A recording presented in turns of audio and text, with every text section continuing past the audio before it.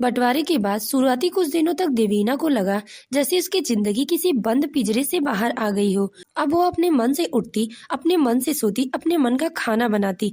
किसी की रोक टोक नहीं, कोई टोका टाकी नहीं। वह अपने पैसों को जमकर खर्च करती, महंगे कपड़े, जूते, पर्स, मेकअप, इंस्टाग्राम पर रोज नई नई तस्वीरें डालती। लोग कहते, वाह देवीना, तलाक के बाद तुम तो और ही ग्लो कर रही हो। देवीना को ये सब अच्छा लगता था। उसे लगता था कि उसने सही फैसला लिया था, अकेले रहना ही बेहतर है। लेकिन असली कहानी तो अब शुरू होने वाली थी। एक दिन देवीना अपनी सहेलियों के साथ कैफे में गई। वहीं उसकी मुलाकात रोहन से, लंबा, स्मार्ट, हैंडसम और बेहद मीठी बातें करने वाला लड़का। उसने जैसे ही देवीना को देखा, उसकी आंखों में एक चमक उभर आई। रोहन ने कहा, आपकी स्माइल बेहद खूबसूरत है।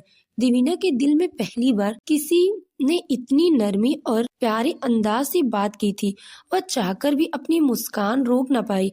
रोहन उससे बार बार मिलने लगा, कभी कॉफी पर, कभी मूवी पर, कभी पार्क में लंबी वॉक पर। धीरे धीरे देवीना को लगा कि शायद उसकी जिंदगी उसे दोबारा मौका दे रही है। उसके मन की सूखी जमीन पर जैसे कोई नई बारिश हो गई हो। अब देवीना हमेशा सच संवर कर रहने लगी। वह घंटों रोहन से बातें करती। रोहन भी बहुत मोहब्बत दिखाता और बोलता, मैं तुम्हारे लिए मैं कुछ भी कर सकता हूँ।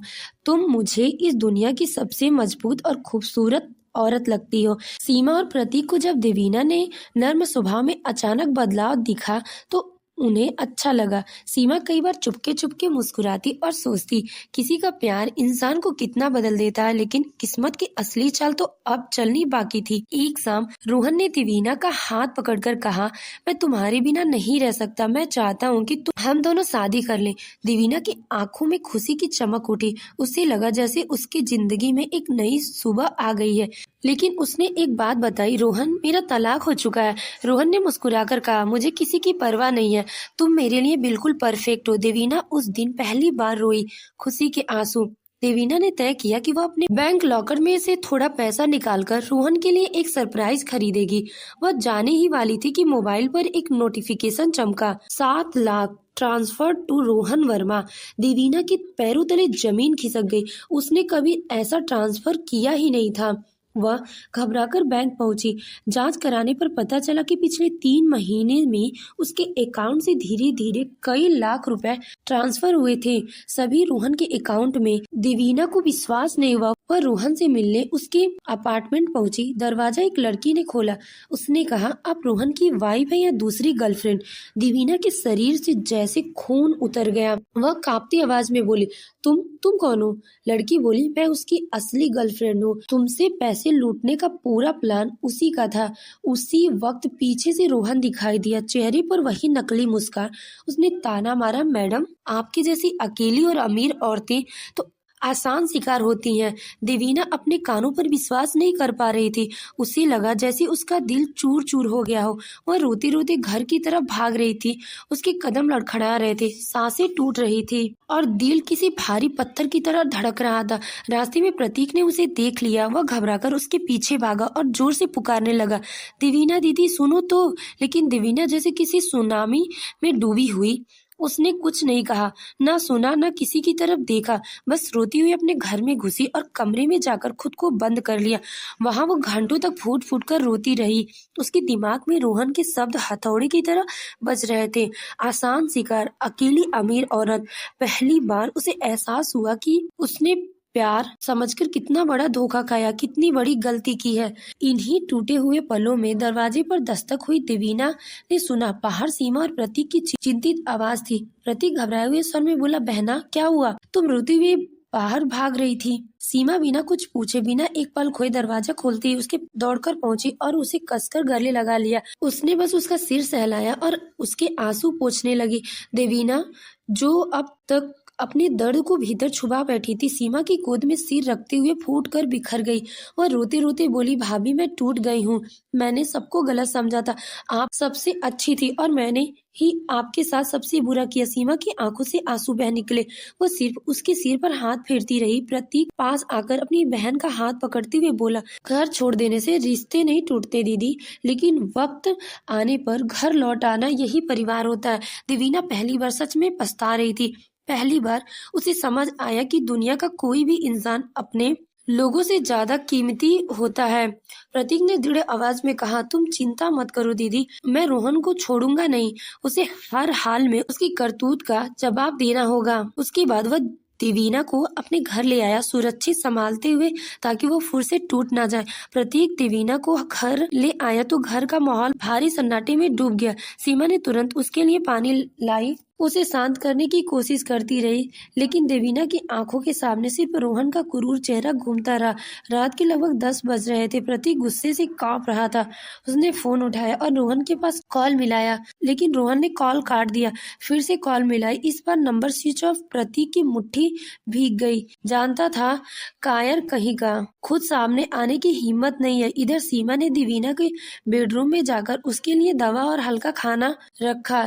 देवीना अब भी टकटकी लगाए घड़ी पर देख रही थी। उसकी आवाज टूट रही थी, भाभी मैं तो सोचती थी कि दुनिया में बुरे लोग बहुत कम होते हैं, पर मुझे पता नहीं चला कि सबसे बुरा इंसान मेरे बिल्कुल करीब था। सीमा ने उसके सिर पर हाथ रखते हुए कहा, गलती करना बुरा नहीं होता दीदी, गलती को समझ लेना वही इंसान को मजबूत बनाता है। देवीना पहली बार बिना विरोध, बिना ताने की सीमा की बात सुनी। इधर रोहन अपने दोस्त विक्रम के साथ किसी होटल में शराब पी रहा था। उसके फोन पर मिस्ड कॉल की लिस्ट चमक रही थी, सारी प्रतीक की। विक्रम ने पूछा, क्या हुआ, क्यों प्रतीक बार बार कॉल कर रहा है? रोहन हंस पड़ा, पैसे, सिर्फ पैसे।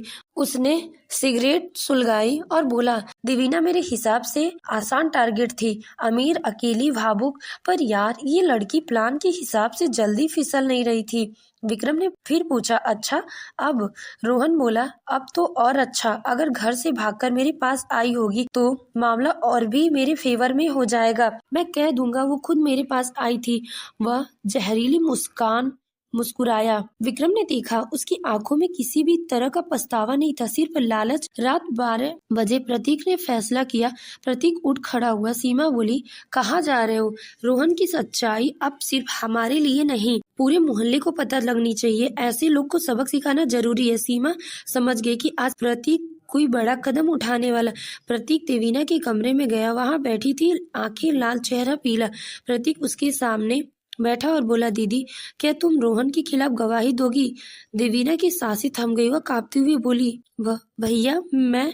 प्रतीक ने दृढ़ आवाज में कहा, हाँ दीदी, उसकी सच्चाई बताओगी और मैं वादा करता हूँ मैं तुम्हारे साथ कुछ भी गलत नहीं होने दूंगा। देवीना ने अपने आंसू पोंछे।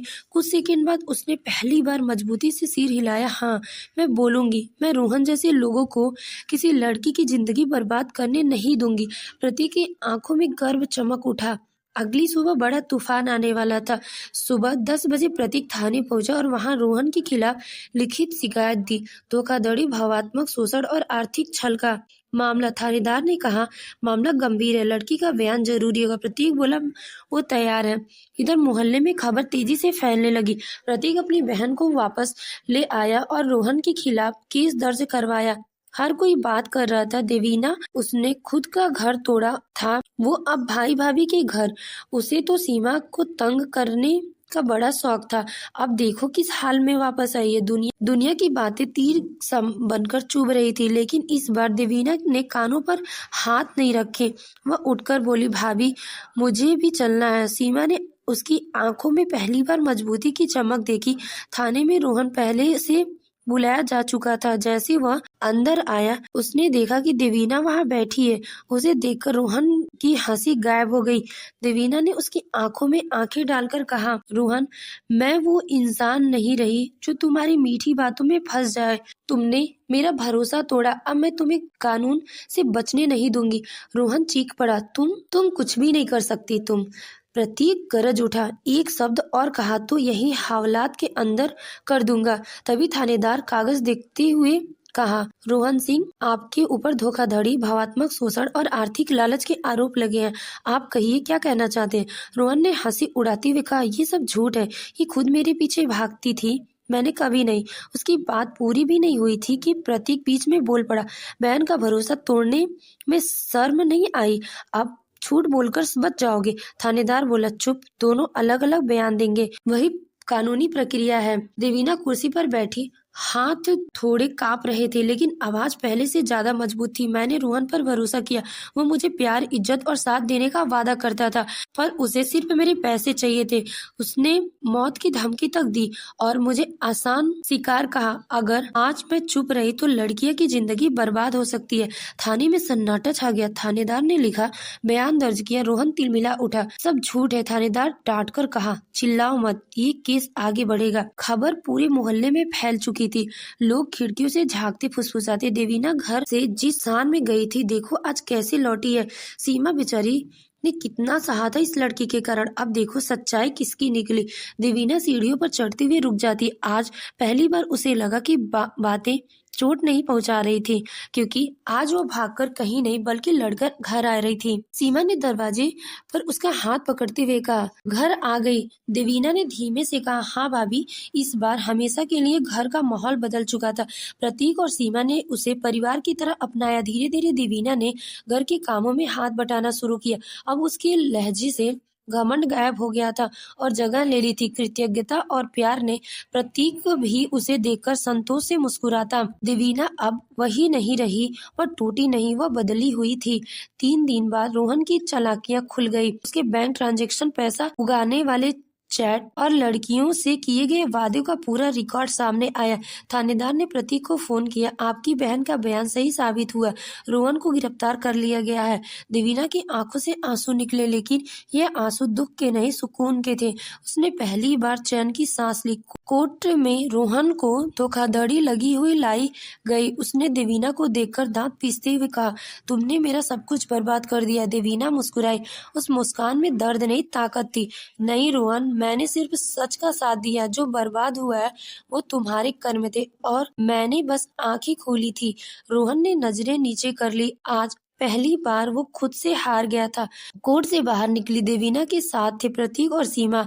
सीमा ने उसके कंधे पर हाथ रखकर कहा, चलो घर, चलो घर। बहुत लड़ाई लड़ ली, अब जीना सीखना है। देवीना ने धीमे से कहा, भाभी अगर आप न होती तो शायद मैं जिंदा भी नहीं होती। सीमा मुस्कुराई, तुम मेरी ननद नहीं, मेरी बेटी हो और बेटी के लिए माँ हमेशा खड़ी रहती है। प्रतीक ने दोनों को गले लगाते हुए कहा, घर वही है जहाँ लोग आपको टूटने नहीं देते।